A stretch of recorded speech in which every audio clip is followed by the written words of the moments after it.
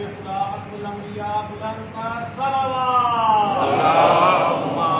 صل على محمد وآل محمد. الفاتحة. بسم الله الرحمن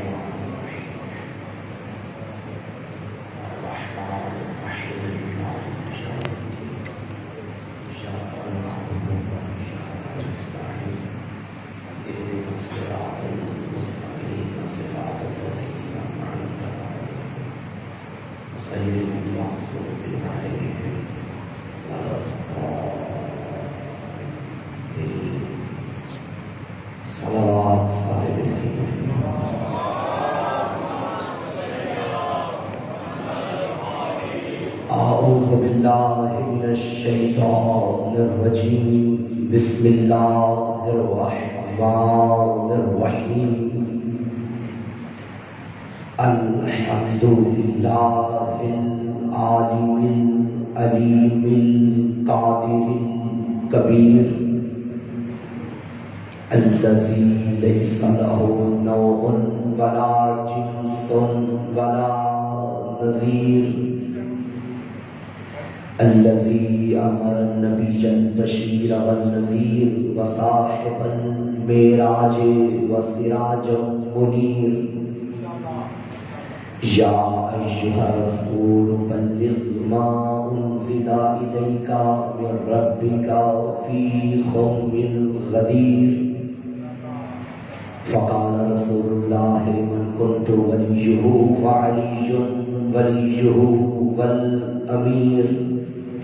الصلاة والسلام والتحية والإكرام على سيدنا سيد العرب والعجم حبيبنا وحبيب قلوبنا شفيع ذنوبنا طبيب نفوسنا أعني العبد المعيد الرسول المسدد المصطفى الأمجد المحمود الأحمد أبا القاسم محمد.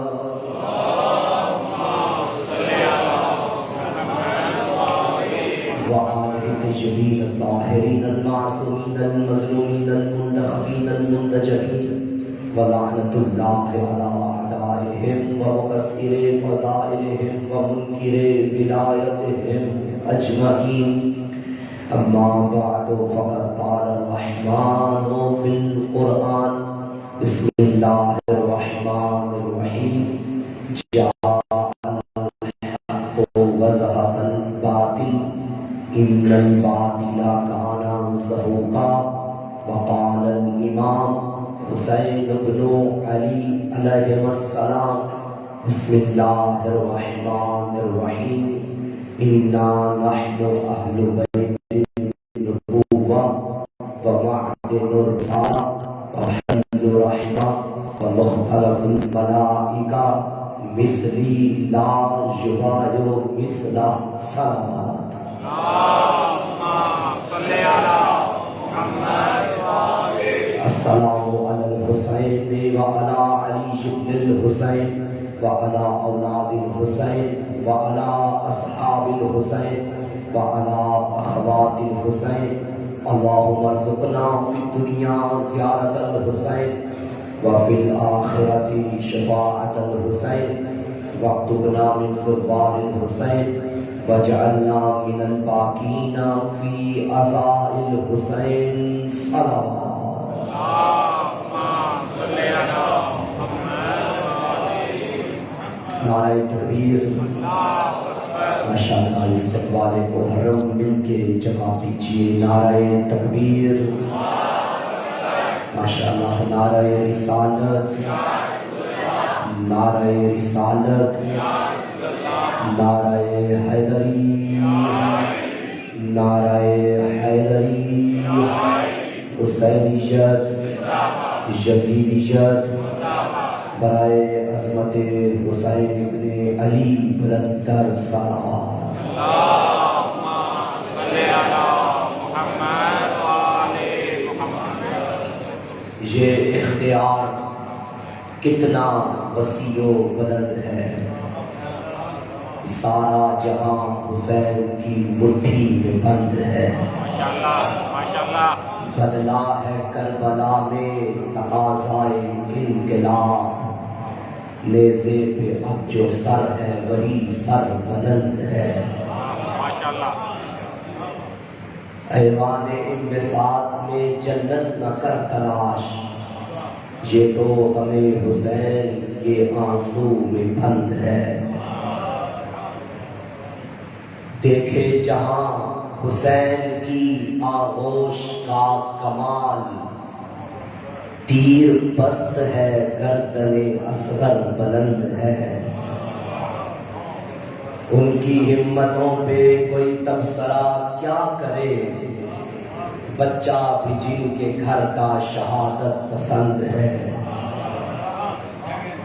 کربلا ایک دن کے مارکے کا نام نہیں ہے، روز ازل سے روز عاشور تک باطل کے نتیجے اور حق کی تصویر کو کربلا کہتے ہیں۔ ماشاء اللہ کربلا کی ایک کہانی جو مدینے سے شروع ہوئی تھی اور کربلا تک چلی تھی، اس کہانی کو سنانے کا مہینہ آ گیا ہے۔ آج چونکہ شب یکم محرم ہے، موضوع انشاءاللہ ہم کل سے شروع کریں گے۔ آج کا جو ٹائم ہے اس کے اندر میں یہ بتاؤں گا کہ کربلا کیوں برپا ہوئی تھی۔ 61 ہجری واقعہ کربلا پیش آیا، 10 ہجری نبی نے اعلان ولایت علی کیا، 18 ذی الحج 10 ہجری کو اعلان ولایت ہوا، 28 صفر 11 ہجری کو رسول دنیا سے چلے تھے۔ 1.25 لاکھ نے علی کے ہاتھ میں بیعت کی، 10 ذی الحج 10 ہجری 18 ذی الحج 1.25 لاکھ نے علی کے ہاتھ میں بیعت کی۔ یہ کیا ہوا کہ 2-2.5 مہینے کے بعد بیعت کرنے والے علی سے بیعت مانگنے آ گئے۔ بڑی توجہ چاہتا ہوں، امام سے بیعت کا مطالبہ کیا گیا 60 ہجری میں، رجب 60 ہجری ماہ رجب۔ 10 ہجری علی کے ہاتھ میں بیعت کی گئی، 1.25 لاکھ نے کی۔ 10 ہجری سے 60 ہجری کا عرصہ کتنا بنا؟ 50 سال۔ ان 50 سالوں میں جو بچہ تھا وہ جوان ہو گیا، جو جوان تھا وہ ضعیف ہو گیا، تعداد مزید بڑھ گئی، کچھ دنیا سے چلے گئے، کچھ آ گئے۔ ان 50 سالوں میں کیا ہوا کہ 50 سال پہلے 1.25 لاکھ علی کے ہاتھ میں بیعت کر رہے ہیں، اور 50 سال کے بعد اسی علی کے پاس 72 رہ گئے۔ بڑی توجہ چاہتا ہوں، کم سے کم جو تعداد ہے وہ 72۔ اور امام کو شب کی تاریکی میں مدینے کے دربار میں بلایا گیا، رجب 60 ہجری، جب یزید کا باپ مر گیا اور یزید پر سر اقتدار آیا، یزید نے اپنے گورنر ولید کو مدینے میں بھیجا۔ ولید نے دربار میں امام کو بلایا رات کا، اور بلا کے مطالبہ کیا کہ ہمارے ہاتھ میں بیعت ہے۔ نبی کے لال نے فرمایا، ولید رات کی تاریکی میں اگر میں تیری بیعت بھی کر لوں تجھے کیا فائدہ ہوگا؟ دن کا انتظار کر، پھر دیکھیں گے کیا کرنا۔ ولید نے اپنے دربار میں مشورے کے طور پہ مروان بن حکم کو رکھا ہوا تھا، جو سابقہ گورنر تھا مدینے میں۔ مروان نے مشورہ دیا ولید کو کہ حسین کو جانے نہ دینا، اگر اب چلا گیا تو تیرے ہاتھ نہیں آئے گا۔ مروان نے کونے سے کہا بیعت مانگو ورنہ حسین کو قتل کر دو۔ جب سنا نا قتل کر دو، حسین عباس بن گئے۔ مڑ کے دیکھا اور مروان نے گریبان میں ہاتھ ڈال کے کہا، اے نیلی آنکھوں والی ماں کے بیٹے، تیری کیا جرأت کہ حسین کے بارے میں فیصلے کرے؟ پھر امام مخاطب ہوئے ولید سے، ولید اگر تو نے ہم سے بیعت کا مطالبہ کیا ہے تو سن ہم کون ہیں، اور جس کی بیعت کا مطالبہ کیا ہے سن وہ کون ہے۔ میرے علی کے داد نے فرمایا، سنو نحن اہل بیت النبوہ، ہم نبوت کی اہل بیت ہیں، نبی کی نہیں۔ نبی کی اہل بیت ہر کوئی بن سکتا ہے، مگر ہم نبوت کی اہل بیت ہیں۔ نبی کی اہل بیت ہونا گویا ذات کی اہل بیت، نبوت کی اہل بیت عہدے کی اہل بیت، معرفت کا سمندر ہے اس میں۔ فرمایا وَمَعْدِنُ الرِّسَالَةِ، ہم رسالت کی کان ہے۔ کچھ سمجھ گئے؟ بچوں کو سمجھاتا ہوں، ایک ہوتی ہے کان، ایک ہوتی ہے دو کان۔ جہاں چھوٹے کسٹمر آئے وہ دکان ہے، جہاں بڑے کسٹمر آئے وہ کان ہے، جہاں سے چیز ختم ہو جائے وہ دکان ہے، جہاں چیز ختم نہ ہو وہ کان ہے۔ آپ محلے کی دکان سے نمک خریدے، کبھی ختم ہو جائے گا دکان سے، یہی نمک کھیوڑا میں جا کے لے، وہاں ختم نہیں ہوگا، کیونکہ یہ دکان ہے، وہ کان ہے۔ حسین نے فرمایا ہم رسالت کی کان ہے۔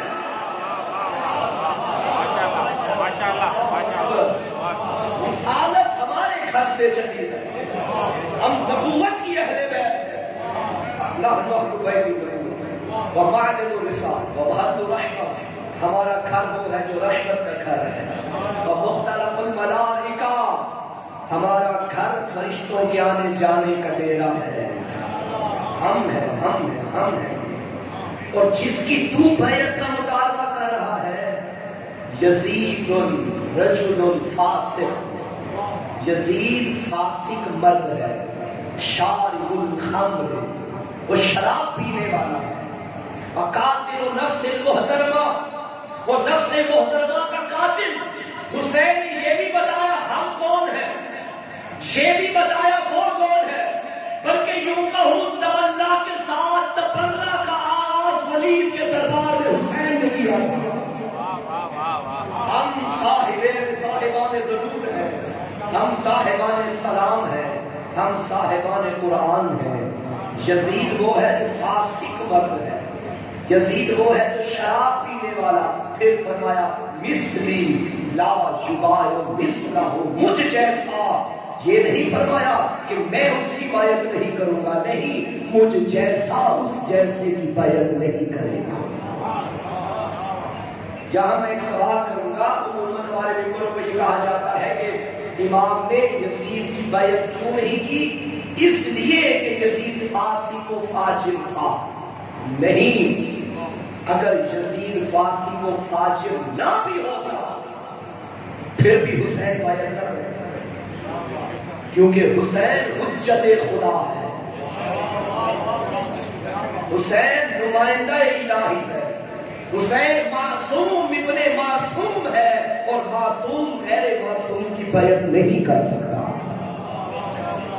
لیکن یہاں تو بدرجے اولا نہیں کر سکتے، ایک تو غیر معصوم گناہگار اور دوسرا ایسے کردار کا مالک، دین کی دھجیاں اڑانے والا۔ فرمایا مثلی لا یباع مثلی، مجھ جیسا اس جیسے کی بیعت نہیں کر سکتا۔ جواب دے کے امام گھر میں بیٹھے اور تیاری کا ارادہ کیا کہ مدینے سے جانا ہوگا۔ اپنے چھوٹے بھائی محمد حنفیہ کے نام خط لکھا، وصیتیں لکھی۔ وصیت میں امام نے فرمایا میں ظلم و فساد کے لیے نہیں جا رہا، بل خرجت لطلب الاصلاح فی امت جدی رسول اللہ، اپنے نانا رسول کی امت کی اصلاح کے لیے جا رہا ہوں۔ یہاں رکیے گا، میں یہاں کو لانا چاہتا ہوں، پریشان تو نہیں ہوگے سارے؟ کل سے انشاءاللہ میں پورے 9:30 بجے بشرط زندگی ممبر پہ حاضر ہو جاؤں گا. اگر 2-3 منٹ آگے پیچھے ہو گئے تو معاف کیجیے گا, لیکن انشاءاللہ یہاں ہم پہنچ جائیں گے اور 9:30 بجے ہم ممبر پہ آ جائیں گے. موضوع انشاءاللہ ہم جو اشرے میں کرنا ہے کل سے ہی شروع ہوگا. آج تمہیدن گفتگو ہے. ملاحظہ کیا فرمایا؟ میں کس کام کے لیے نکل رہا ہوں؟ نانا کی امت کی اصلاح کے. پہلے امام نے دربار میں فرمایا یزید یہ ہے, یزید یہ ہے, یزید یہ ہے, اور مدینے سے کیوں نکلے تاکہ نانا کی امت ٹھیک ہو جائے. مولا شراب تو یزید پیتا ہے, امت تو نہیں پیتی ابھی. نفس محترمہ کا قاتل تو یزید ہے, امت تو نہیں ہے. فاسق یزید ہے, فاجر یزید ہے. آپ فرمائے کہ میں یزید کی اصلاح کے لیے جا رہا ہوں. وہاں فرمایا کہ یزید ایسا ہے, یزید ایسا ہے, یزید ایسا, اور یہاں فرمانے میں مدینہ چھوڑ رہا ہوں تاکہ امت ٹھیک ہو جائے. بڑی توجہ چاہتا ہوں. میں یہاں مثال دوں گا تاکہ ہر خاص سوان کے ذہن کی دہلیز پہ میری بات پہنچ جائے. میں یہاں مثال کر رہا ہوں, اگر ابھی حضرت اسرائیل علیہ السلام آ جائے اور میری روح قبض ہو جائے, میں گر جاؤں گا. ایسا ہی ہے. یہ جو حواس خمسہ ہے, سننا, دیکھنا, لمس کرنا, چکھنا, سننا, یہ پھر کام کرنا بھی چھوڑ دیں گے, کیونکہ ان 5 حواس کا تعلق روح کے ساتھ. روح ہوگی تو یہ کام کریں گے, روح نہیں ہوگی تو یہ کام نہیں کریں گے. میں آگے زمین پہ, آپ نے ایک دن کا بھی انتظار نہ کیا اور آپ نے کہا جلدی غسل و کفن کرو, تجہیز و تکفین کا بندوبست کرو اور دفن کرو. اگر آپ دفن نہیں کریں گے تو کیا ہوگا؟ بدبو آئے گی, جسم گل سڑ جائے گا, جراثیم پیدا ہو جائیں گے, وہ جراثیم بیماریاں پیدا کریں گے. ایمن کے حکم یہ ہے کہ اگر غسل دینے سے پہلے آپ نے بھی ہاتھ لگا لیا ہے, آپ بھی غسل سے میت کریں. کیوں؟ کیونکہ اسلام سلامتی کا دین ہے. یہاں جراثیم تھے اس باڈی کے اندر, اسلام چاہتا ہے اگر آپ نے مس کر دیا ہے تو آپ بھی غسل کریں, ان جراثیم سے آپ بچ جائیں. بڑی توجہ چاہتا ہوں. میں یہ بتا رہا ہوں کہ فاسق یزید تھا تو امت کی اصلاح ضروری کیوں تھی. 2 دن 3 دن 4 دن رکھیں گے میت کو گھر میں نہیں, اگر رکھا تو کیا ہوگا؟ گل سڑ جائے گی, بدبو آئے گی, جراثیم پیدا ہو جائیں گے. جراثیم تب پیدا ہوتے ہیں جب روح نکل جائے. امت محمد کی روح کو ولایت علی کہتے ہیں. یہ روح ہے ولایت علی امت میں سے نکل گئی, جراثیم بن کے کوئی حرمت آ گیا, کوئی ابن زیاد آ گیا, کوئی شمر آ گیا, کوئی یزید ابن معاویہ ابن ابی سفیان آ گیا.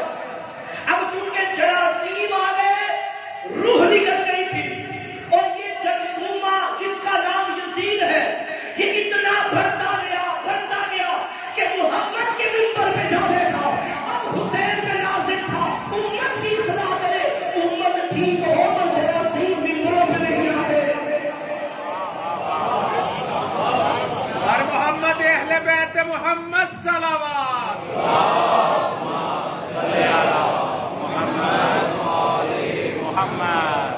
امت محمدی مردہ ہو گئی, روح اندر سے خارج ہو گئی, نکل گئی. اب جب روح نکل جائے تو جراثیم تو آئیں گے. ان جراثیموں کو اگر ختم کرنا ہے تو امت کی اصلاح کرو کہ یہ جراثیم بڑھتے بڑھتے تمہارے رہنما نہ بن جائے, تمہاری قیادت نہ کرنا پڑے. تو ان کو قیادت سے ہٹانے کے لیے ان لوگوں کو ٹھیک کرنا ہے جن کے ووٹوں سے یہ بندہ منبر پہ آیا ہے. بڑی توجہ چاہتا ہوں. تو روح امت کیا ہے؟ نظام ولایت علی. پیغمبر نے غدیر کے میدان میں خود جا رہے تھے پیغمبر, یعنی جو روح نبوت تھی وہ جا رہی تھی. اگر آگے روح نہ ڈالتے تو یہ امت مردہ ہو جاتی. نبی نے اپنی امت کو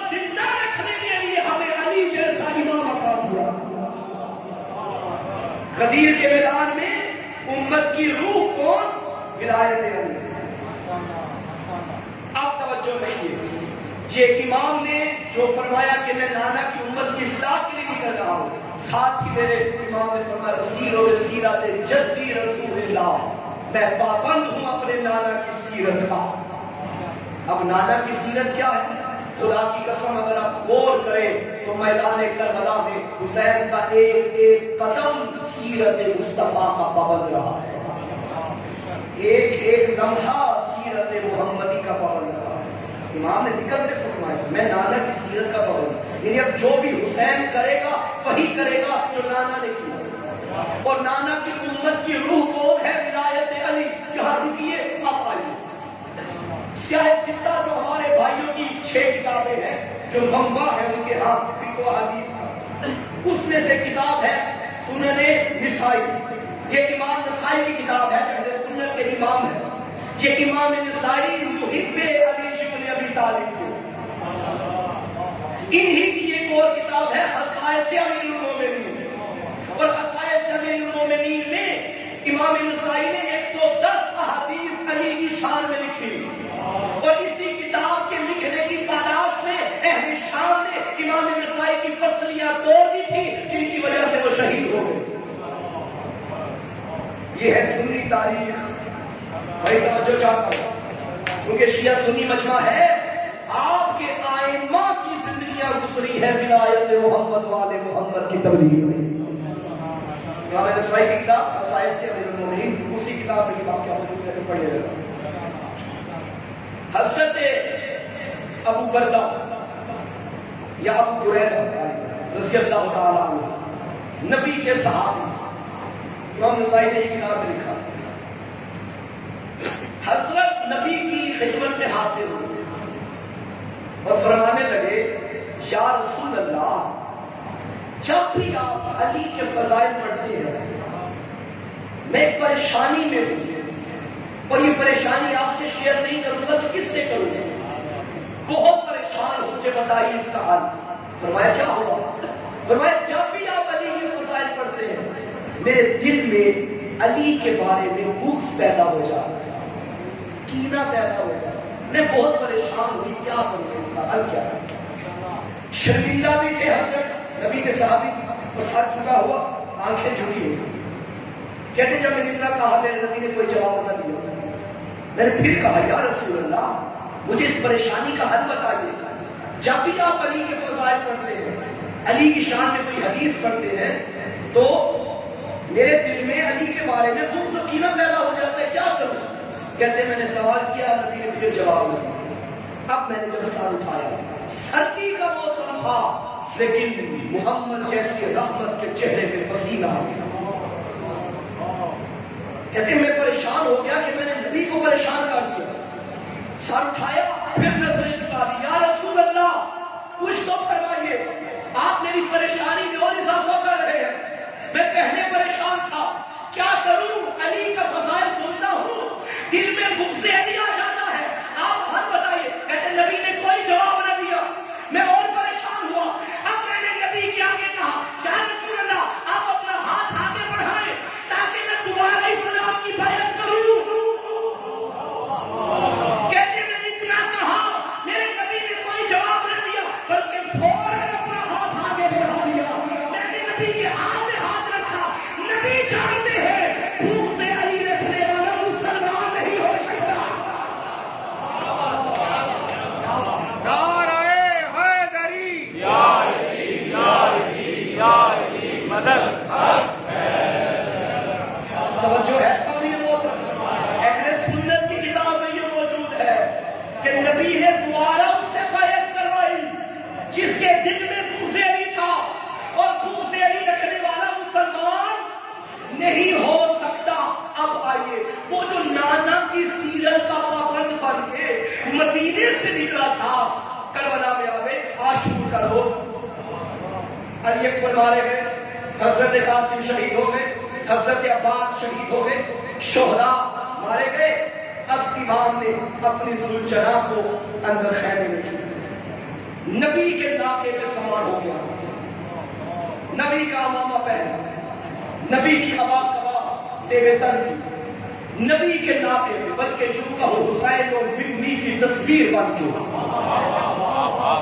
ناکے پہ حسین کھڑے ہو گئے اور قوم شیعہ سے مخاطب ہو کے خطبہ ارشاد فرمایا۔ یاد رکھیے امام نے جناب قاسم کے شہادت پہ تلوار نہیں اٹھائی، حضرت عباس کی شہادت پہ مولا حسین نے تلوار نہیں اٹھائی، کسی بھی شہید کی شہادت پہ تلوار نہیں اٹھائی۔ اب اٹھائی، کیوں اٹھائی؟ ناکے پہ آئے خطبہ دیا اور فرمایا حجت تمام کی، تبلیغ کی، اور پھر فرمایا میں جانتا ہوں تم پر میری باتوں کا اثر نہیں ہوگا کیونکہ تمہارے شکم لقمہ حرام سے بھر چکے تھے۔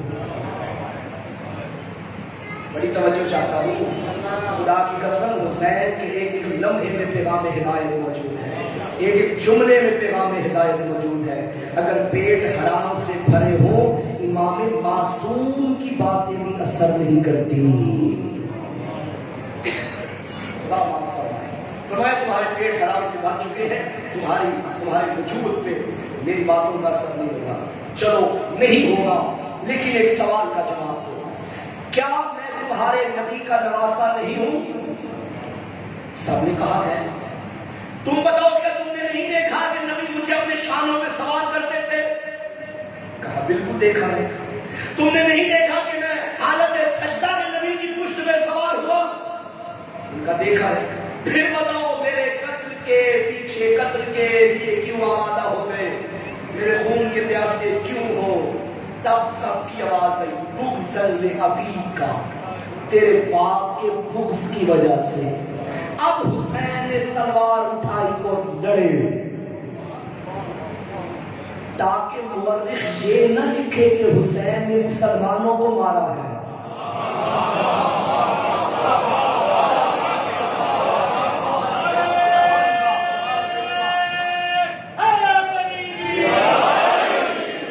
کیا فرمایا؟ میں نانا کی سیرت کا پابند ہوں۔ نانا نے بھی اس کو کافر قرار دیا تھا جس کا دل بغض علی سے بھرا ہوا تھا۔ حسین بھی ان کافروں سے جنگ کر رہا تھا جو بغض علی کے بھرے ہوئے تھے۔ کربلا اسلام کے دو شہزادوں کی جنگ نہیں ہے، اسلام اور کفر کی جنگ کو کربلا کہتے ہیں۔ اللہ اکبر۔ یہ امام کا یہ بیعت سے لے کر بیعت کے مطالبے سے لے کر 10 محرم 61 ہجری تک یہ جو سفر ہے، یہ جو امام نے کیا، یہ بالکل نانا کی سیرت کی پابندی میں کیا، بابا علی کی سیرت کی پابندی میں کیا، بھائی حسن کی سیرت کی پابندی میں کیا۔ مجھ جیسا اس جیسے کی بیعت نہیں کرے گا۔ امام نے خدا کی قسم ماضی بھی بتا دیا، حال بھی بتا دیا، مستقبل بھی بتا دیا۔ ماضی نانا محمد، بابا علی، بھائی حسن، حال حسین ابن علی، مستقبل علی ابن حسین، محمد ابن علی، جعفر ابن محمد، موسیٰ ابن جعفر، علی ابن موسیٰ، محمد ابن علی، علی ابن محمد، حسن ابن علی، محمد بن علی، محمد حسن سلام بھیجیے آئے کا ذات نواز۔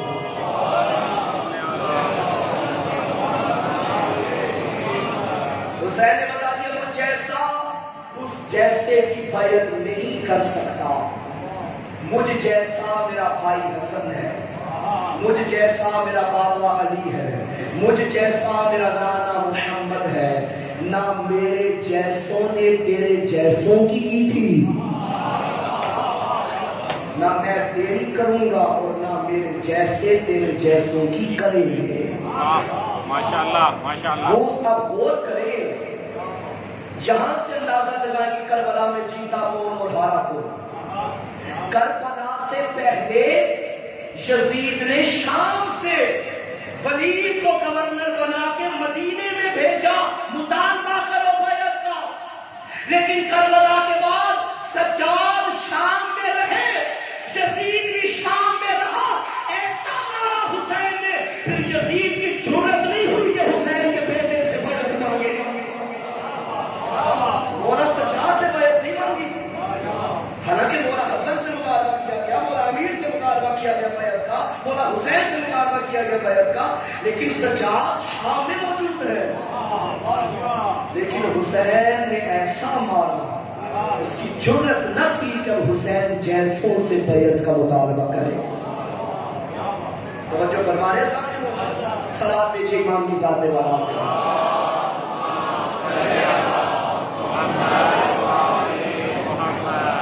حق اور باطل کی جنگ ہے کربلا، یہ روز ازل سے سلسلہ ہے پورا بندے متعال کا۔ حق اور باطل ہر دور میں رہے، چہرے بدلتے رہیں گے، مگر خدا کی طرف سے حق ہے، شیطان کی طرف سے باطل ہے۔ حق حضرت آدم کی صورت میں آیا، باطل ابلیس کی شکل میں آ گیا۔ حق ابراہیم کی صورت میں آیا، باطل نمرود کی شکل میں آ گیا۔ حق موسیٰ کی شکل میں آیا، باطل فرعون کی شکل میں آ گیا۔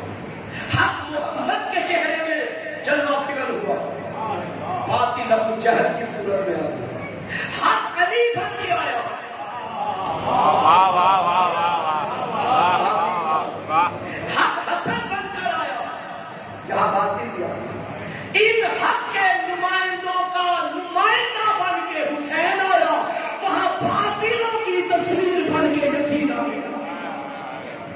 یہ اپنے بڑوں کے وارث کربلا میں آ گئے۔ اب جیسی جنگ حق و باطل کی کربلا میں ہوئی، ایسی آدم نے نہیں لڑی، نوح نے نہیں لڑی، ابراہیم نے نہیں لڑی، موسیٰ نے نہیں لڑی، ایون کے مصطفیٰ نے نہیں لڑی، ایون کے علی نے بھی نہ لڑی، مولا حسن نے بھی نہ لڑی، جیسی جنگ حسین نے لڑی۔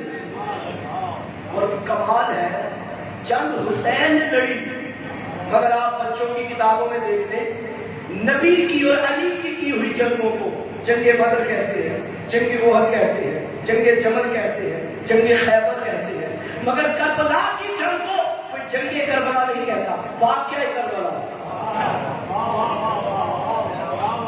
کبھی سنا جنگ کربلا؟ نہیں، واقعہ کربلا۔ کیا مطلب اس کا؟ یہ واقعہ بن گیا، وہ جنگ بن گئی۔ کیوں؟ یہاں جو جنگوں کے انداز تھے وہ کوئی بھی نہیں تھا، جو جنگ میں اصول ہوتے تھے، کربلا میں ہوئی جنگ، مگر وہ کوئی اصول نہیں تھا جو جنگوں کا ہوتا تھا۔ وہاں لشکر ہے، وہاں عسکر ہے۔ جو نبی کے دور میں انداز تھا وہ یہاں نہیں تھا۔ کیوں؟ نبی کے دور میں ایسا تھا، نبی بھلا رہے تھے، کوئی آتا نہیں تھا۔ حسین چراغ بجھا کے اٹھا رہا تھا، کوئی جاتا نہیں تھا۔ یہی وجہ کہ حسین نے فرمایا خدا کی قسم، جیسے صحابی مجھے ملے ہیں، نہ نانا کو ملے ہیں نہ علی کو ملے ہیں۔ اب یہ جنگ کربلا تک جاری و ساری ہے، یہ کربلا تک جاری و ساری رہے گی۔ اب کربلا میں دیکھیے جیتا کون اور ہارا کون؟ جیت ہار کا تعلق مرنے یا مارنے سے نہیں ہوتا، مقصد سے ہوتا ہے۔ مقصد زندہ ہے تو مقتول بھی زندہ ہے، مقصد مردہ ہے تو قاتل مار کے خود مردہ ہے۔ اب اگر دیکھنا ہے کہ کربلا میں جیتا کون ہے اور ہارا کون ہے، یہ نہ دیکھو کس نے مارا اور کون مرا، بلکہ یہ دیکھو کس کا مقصد زندہ ہے، کس کا مقصد مر گیا۔ وہ جو مقصد یزید کا تھا، اس نے شراب کو حلال رکھا، آج کوئی کھلم کھلا شراب نہیں تھا۔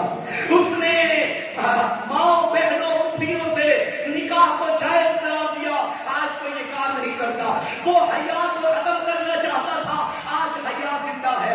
وہ مسجدوں کی توہین کرنا چاہتا تھا، آج مسجد آباد ہے۔ حسین چاہتے تھے توحید بھی زندہ رہے، نماز بھی زندہ رہے، پردہ بھی زندہ رہے، حق زندہ رہے۔ نہ پوچھ وقت کی ان بے شمار کتابوں سے، سنو آزان تو سمجھو حسین زندہ ہے۔ اگر آزانیں زندہ ہیں تو حسین زندہ ہے، نمازیں زندہ ہیں تو حسین زندہ ہے۔ ایک بات یاد رکھیے گا، آج پہلی مجلس ہے اور میں دیکھیں کہیں بھی جانا ہونا پہلے تیاری کی جاتی ہے۔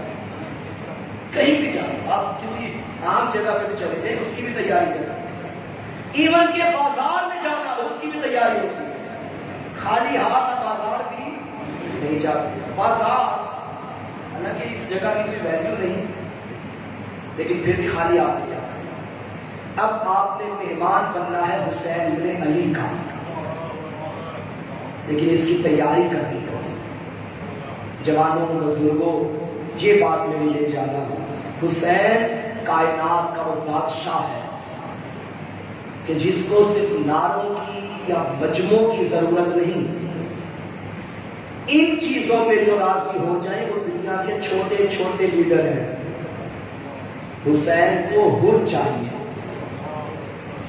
اور ابھی سے ایسی تیاری کریں کہ شب عاشور تک مثل حر لشکر شبیر میں شامل ہونے کے قابل ہو سکے۔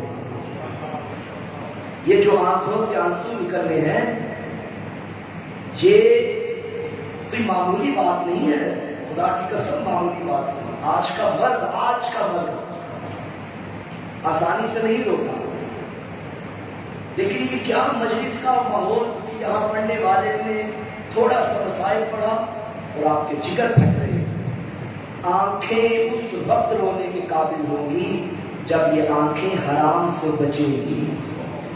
آپ جاتے ہیں زیارت پہ، کسی بھی معصوم کی زری پہ جانے سے پہلے اس سے دخول پڑھنا پڑتا ہے۔ علماء فرماتے ہیں کہ اگر آپ جاننا چاہیں کہ آپ کو عزت ملا ہے یا نہیں تو یہ دیکھ لیجئے زری تک پہنچنے تک اگر آپ کی آنکھ میں آنسو کا ایک قطرہ بھی آ گیا سمجھنا حسین نے ملا لیا ہے۔ کربلا کی شبیہ ہے کہ مجلس سے شبیہ جو وہاں نہیں جا سکتے یہاں گئے۔ ایک حسین ابن علی نے کربلا میں 61 ہجری میں یونیورسٹی کھولی تھی، اس کے کیمپس آن ہو گئے، جگہ جگہ بارگاہیں اوپن ہو گئی۔ یہ رونقیں اب آپ کو سال کے بعد ملیں گی۔ ابھی آپ آئے ہیں، اس سے پہلے پورا سال یہ رونقیں نہیں تھی، خدا کی قسم۔ ان رونقوں کو بحال اگر کرنا ہے اور اپنے وجود پہ ان رونقوں کو سارا سال رکھنا ہے تو اپنا وجود حسین کے حوالے کر دینا۔ ان روحوں کا طبیب حسین کو بناؤ، زندگی حسین کے نام پہ ہم دعائیں کرتے ہیں، میرا اللہ راہ حسین میں موت دینا۔ یاد رکھنا راہ شبیر میں مرنا آسان ہے، جینا مشکل ہے، اور جو جینے کے قابل ہو گیا وہ مرنے کے بھی قابل ہو جائے۔ یہ جتنے شہداء ہیں آئے روز جو شہادتیں ہوتی ہیں، اگر آپ ان کی زندگی کا مطالعہ کریں تو ایسی زندگی میں ایسا واقعہ، ایسی بات ضرور ملے گی آپ کو کہ آپ واقعاً کہیں گے کہ یہ اسی قابل تھا کہ حسین اس کو اس طرح اپنے پاس بلاتے۔ کوئی نہ کوئی بات حسین کو پسند ہے۔ انسان گناہوں سے بھرا، غیبت، جھوٹ، فریب، دھوکہ، والدین کی نافرمانی، یہ انسان کے اندر جذب ہو چکی ہے۔ اب ایک دن میں یہ ساری برائیاں نکالنا انسان کے لیے بہت مشکل ہے، لیکن یاد رکھیں اگر ان 10 دنوں میں ایک برائی بھی خود سے نکال لی، سمجھنا کامیاب محرم ہو جائے گا۔ ایک برائی وعدہ کرتے ہیں کہ ہم حسین کے در پہ گئے ہیں، اب ہم انشاءاللہ زندگی میں جھوٹ کے قریب نہیں جائیں گے۔ ایک برائی چھوڑا پھر آہستہ آہستہ کرم ہوگا کریم کا، حسین تمہیں خود بخود پاک کرتے جائیں۔ محرم کا چاند نظر آ گیا ہے،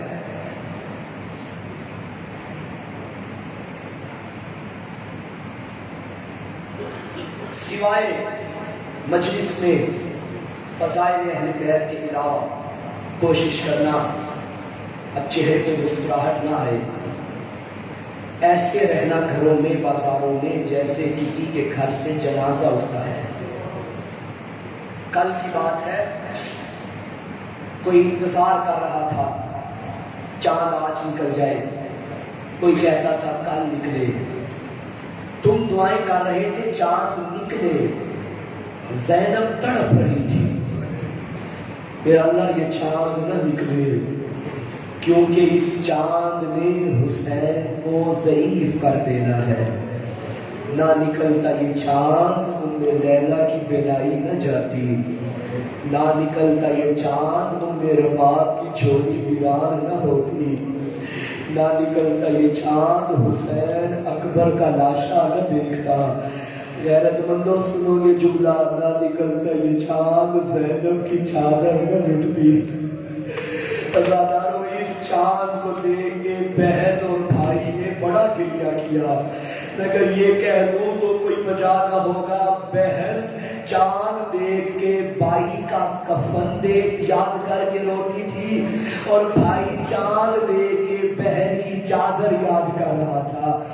عزاداروں مجھے معاف کرنا، معصوم کے گھروں میں، معصوم کے دور میں، امام صادق کے دور میں جب چاند نکلتا تھا نا، مدینے کے لوگ کہتے تھے ہم محرم کا چاند آسمان میں نہیں دیکھتے تھے، بلکہ امام کے گھر سے رونے کی ایسی آوازیں آتی تھی، ہم سمجھ جاتے تھے یہ جو رو رہے ہیں ضرور محرم کا چاند طلوع ہو گیا۔ عزاداروں آئمہ نے اپنے گھروں میں مجلسیں برپا کی ہیں، اگر مجلس میں کبھی نہ آ سکو نا، کوشش کرنا محرم سفر میں ہر بانی کی حیثیت سے ضرور مجلس کرے۔ نہیں ضروری یہ تم پیسے لگاؤ، نہیں ضروری کسی عالم ذاکر کو بلاؤ، ایک طریقہ بتاتا ہوں، کبھی گھر کے بچوں کو بلا لینا، گھر کے افراد کو اکٹھا کر لینا، بچوں کو، چھوٹے بچوں کی کہانیاں بڑی جلدی یاد ہوتی ہے، بچوں کو بتانا، بچوں کربلا میں ایک واقعہ ہوا تھا، ہمارے نبی کا نواسا تھا، اس نے مدینہ چھوڑا، اکیلا نہیں چھوڑا، اس کی بیٹیاں بھی اس کے ساتھ تھی، اس کے بچے بھی اس کے ساتھ تھے۔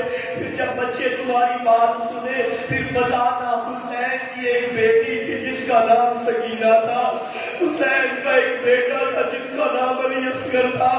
جب بچے تم سے سوال کریں گے پھر بچوں کو بتانا، ایک کربلا میں سو گیا، ایک شام میں سو گئی، ان کی ماں بھی مدینے سے چلی تھی۔ عزاداروں ان ایام میں کربلا کی ماؤں کو ضرور سلام کرنا، اور سلام کرنا بی بی ام روام کو، بڑی قربانی ہے اس بی بی کی۔ جب شام سے قافلہ چلنے لگا نا، علی کی بیٹی نے ساری بیویوں کو تیار کیا، اٹھو مدینے چلے، لیکن کیا دیکھا، بھابی روام نظر نہیں آ رہی، زینب تڑپ گئی، کہاں ہے مادر علی اصغر، کیا دیکھا، جہاں قبر سکینہ تھی، روام نے خود کو سکینہ کی قبر پہ گرایا تھا، اور لوگ کہتی تھی اے علی کی بیٹی، بتا میرا مدینے میں کون رہتا، ارے مدینے میں کس کے پاس جاؤں گی، اور میں اصغر کو کربلا میں چھوڑ آئی، میں سکینہ کو شام چھوڑ کے، ازالارہ پڑھنا میں نے کچھ اور تھا، مگر دو جملے سن لو، اس بی بی کے دو جملے سن لو، یہ وہ بیویاں، کل سے انشاءاللہ تم مضمون سنو گے، عاشور کے دن سارے مارے جائیں گے، جوان مارے گئے، مہمان مارے گئے، ننان مارے گئے۔ 11 محرم کو جب یہی بیویاں رسیاں پہن کے، زیور پہن کے، نانا کی امت سے جب کربلا سے جائے گی نا، کسی ماں نے اکبر کا لاشا دیکھا، کسی ماں نے قاسم کا لاشا دیکھا، یہ وہ بی بی مظلومہ ہے جس نے علی اصغر کا وہ لاشا دیکھا، جو ابھی ماں کو ماں بھی نہیں کہہ سکتا تھا۔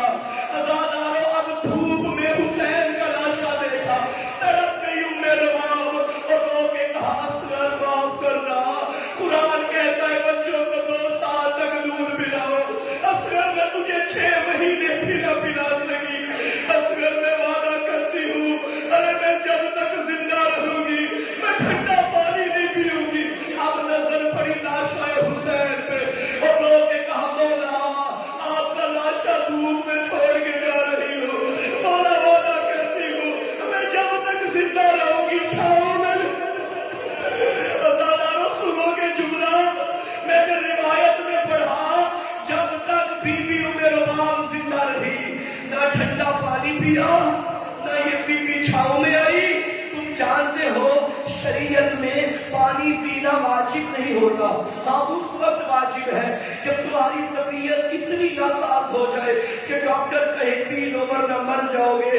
جب یہ حالت آتی تھی نا، رباب جام کھاتی تھی، دھوپ میں رکھ دیتی، جب پانی گرم ہو جاتا تب 2 گھونٹ پیتی، منہ کرتی کربلا کی طرف، اور رو کے کہتی اصغر میں اپنے وعدے میں پورا اتر رہی ہوں، اگر اب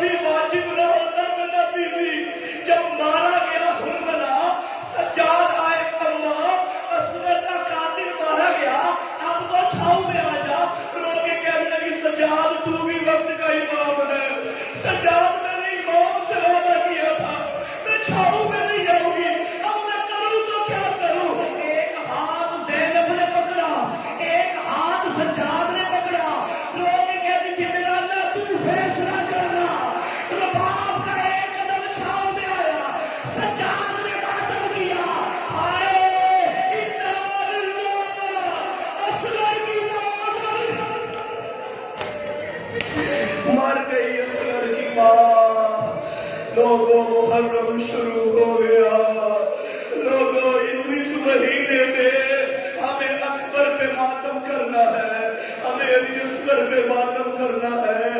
عزادارو میرا دل ہے میں دو جملے اور پڑھ لوں۔ زیارت ناہیہ علامہ ہندی نے پڑھی اور سوچنے لگے امام زمانہ خون کیوں روتے تھے؟ اچانک خواب میں زیارت ہوئی، رو کے کہا مولا کیا اکبر یاد کر کے خون روتے ہیں؟ کیا غازی یاد کر کے خون روتے ہیں؟ کیا بابا حسین کی شہادت یاد کر کے خون روتے ہیں؟ آوازیں ہلی نہیں، ہم خون تب روتے ہیں جب ہمیں زینب کی چادر یاد ہے۔ ہزاروں کربلا شروع ہو گئی، زینب کربلا میں آنے والی ہے، حسین مارا جائے گا، علی کی بیٹی کی چادر لٹ جائے گی۔ ہزاروں میرا دل ہے میں جملہ پڑھ لوں۔ جب آخری وقت تھا نا محمد کی بیٹی کا، علی نے اعلان کیا بچوں آؤ ماں کا چہرہ دیکھ لو۔ سارے بچے آ گئے۔ جب بی بی زینب کی باری آئی نا، رو کے کہا اماں فضا بابا علی سے کہہ دے میں نے ماں کے جنازے پہ آنا ہے، بابا آپ حجرہ تبدیل کر دیں، میں بابا کے سامنے ماں کے جنازے پہ بال کھول کے بیان نہیں کر سکتی۔ ہزاروں جو بیٹی باپ کے سامنے اس حالت میں نہ آئے، ارے ہمیں رلاتی یہی بات ہے۔ اللہ جانے شرابیوں کے ماحول میں اور بیٹوں کے قاتلوں کے ہجوم میں، ہزاروں علی ولی کا جب آخری وقت تھا 21 ماہ رمضان کو، علی ولی نے سارے بچوں کو بلایا، لیکن جب وصیت کر دی تھی نا زینب کبریٰ کو، وہ فصیح و بلیغ علی، اب علی کی زبان سے الفاظ نہ نکلے، فرمایا زینب اپنے کام میرے دہن کے قریب کر، میں نے کوئی بات بتانی ہے۔ ازاداروں 40 ہجری کیا یہ واقعہ ہے، علی نے اللہ جانے زینب کو کیا بتایا۔ 20 سال گزر گئے، عورتیں پوچھتی رہی، آخری وقت بابا نے کیا کہا تھا زینب نے نہیں بتایا۔ 61 ہجری کربلا سے جب یہ شام آئی ہے نا، زینب آئی یزید کے دربار میں، اس وقت زینب کبریٰ نے کہا یزید دیکھ تو نے دربار میں یہودیوں کو بلایا ہے، تو نے غیر مسلموں کو بلایا ہے، ہمیں تھوڑی دیر کے لیے چادر دے دے، میں وعدہ کرتی ہوں بعد میں چادر واپس کر دوں گی۔ اس ظالم نے چادر نہ دی۔ اب علی کی بیٹی نے کہا ام رباب ام فروا میں بدعا کروں گی تم آمین کہنا۔ ابھی بدعا کے جملے نہ نکلے، سجاد نے کہا ماں بدعا کرنے سے پہلے ذرا بھائی حسین کے کٹے ہوئے سر کو دیکھ لے۔ بھائی کی آنکھوں سے آنسو نکل رہے تھے، کہا زینب میری محنت ضائع ہو جائے گی، بدعا نہ کرنا۔ اب صبر کیا زینب نے۔ ازادار شام کا بازار آیا، زینب زمین پہ بیٹھ گئی۔ ازاداروں اب سجاد آگے بڑھے، اماں کیا تھک گئی ہو؟ فرمایا سجاد میں نہیں تھکی، 20 سال عورتیں پوچھتی تھی بابا نے کیا کہا تھا۔ سجاد مجھے وقت یاد آیا، میرے بابا نے کہا تھا زینب ایک دن تم شام جائے گی، شرابیوں کے ماحول میں بے پکنا چادر ہوگی، زینب خود کو اکیلا نہ سمجھنا، میں بابا وعدہ کرتا ہوں میں تیرے ساتھ جاؤں گا۔ اب زینب نے رو کے کہا السلام علیکہ یا بابا، او میرا بابا۔ لعنت اللہ علی القوم الظالمین وسيعلم الذين ظلموا أي منقلب ينقلبون۔ یا الہ العالمین ہماری عبادت قبول فرما۔ میرا اللہ ہمیں ایام میں صحیح معنوں میں شبیری آزاداری برپا کرنے کی توفیق عطا فرما۔ میرا اللہ قانیان کے رزق میں برکت عطا فرما، حاضرین کی توفیقات خیر میں اضافہ فرما۔ دنیا بھر میں جہاں جہاں بھی ذکر مظلوم ہو رہا ہے، پروردگار تمام عزاداروں کی حفاظت فرما، ہمارے امام کے ظہور میں تعجیل فرما، امام کی زیارت سے مشرف فرما۔ ربنا تقبل منا انک انت السمیع العلیم، احق زہرا ابیہا و بعلہا و بنیہا، رب صل علی محمد و آل محمد صلی اللہ علیہ وسلم۔